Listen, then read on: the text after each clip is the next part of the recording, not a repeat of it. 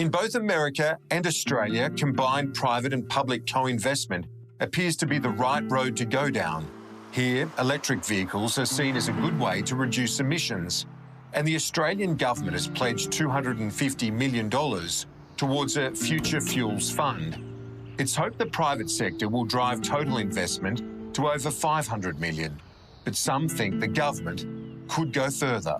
Most Australians can't necessarily afford the electric vehicles because the most affordable ones aren't coming. They're not coming because the government isn't putting in place the incentives to bring them here. If you want everyone to get on board with electric vehicles, then you need to put in place the regulations and the incentives to get that. That's about getting the bottom 50% of Australians an electric vehicle, and you want that to happen because you drive down their transport costs. EVs are cheaper to maintain, they're cheaper to fuel, and if we can bring cheaper EVs here, then most Australians will benefit. That's the job of the government, and that's what they should be trying to do. At Uber, the plan is to go much further. A major push to electric vehicles is seen as the future for the company and the best way that it can contribute to the health of the planet. Of course, we've all been hearing recently about various governments promising to achieve net zero emissions by 2050. Your company has a promise, I believe, to achieve net zero by 2040. So how exactly do you propose to achieve that? Well, you got to put in the targets and then figure out how you're going to get there. And for us, in order to drive significant change, we believe that you have to drive the economic factors that create the incentives for our driver base to essentially switch over from combustion engines to electric engines. The way that translates very simply is you can make more money driving a hybrid or an electric car on Uber. Today, it costs more for a driver to buy an electric car. We've got to make that cheaper, and we've put $800 million in benefits, both on the revenue side and the cost side, to get a higher and higher percentage of our driver base to make that switch over. In Australia, Uber believes that it has a lot to offer. We've set a global ambition of having all vehicles on the platform as zero emission by 2040. That means here in Australia that we'll have to stop onboarding internal combustion engines by 2030. And so we need to make meaningful investments in electric vehicles here in Australia. That's why we're cutting our service fee for the next 12 months for all cars that join that are electric vehicles. We think we play a really important role in the adoption of electric vehicles. At the moment, only 1% of our fleet is made up of electric vehicles, and we think we've got a really important role to play there.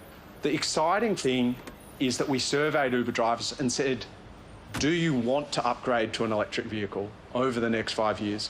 And 57% of those drivers said that they do. And so the ambition is there. We now have to get the incentives in place for that to occur. And we've got to make sure that the upfront cost of the vehicle, most importantly, is accessible to drivers. For Uber, going green is not synonymous with a fall in productivity and profits. The company sees enormous opportunity to grow. You know, I spend more time on what's coming next year and the year after. When I look at 5 years from now, it's so unpredictable. The team is running as fast as we can. I'm quite confident in 5 years the company will more than double where it is today. How much more? I don't know. One huge area of growth has been the delivery side of the platform. So the Eats business now is bigger than the mobility business. The mobility business is a profit center of the company. We think that Eats, we're expanding the definition of Eats to go into grocery, to go into alcohol delivery, for example. We essentially want to power all of local commerce. And soon, it won't just be food in the Australian market, but all sorts of deliveries. We already have on the Uber Eats platform today the likes of the grocery, convenience, alcohol. We'll continue to expand those verticals, but we'll also be offering delivery as a service to retailers as well. And so a great example of that is with Optus.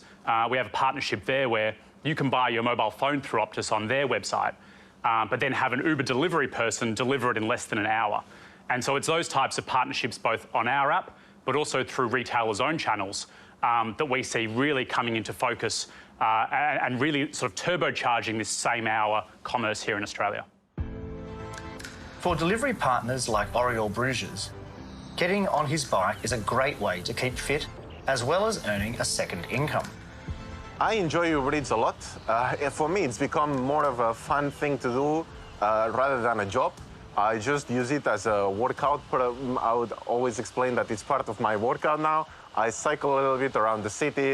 It's just fun to be delivering to a lot of people, as well as exploring the city and the streets.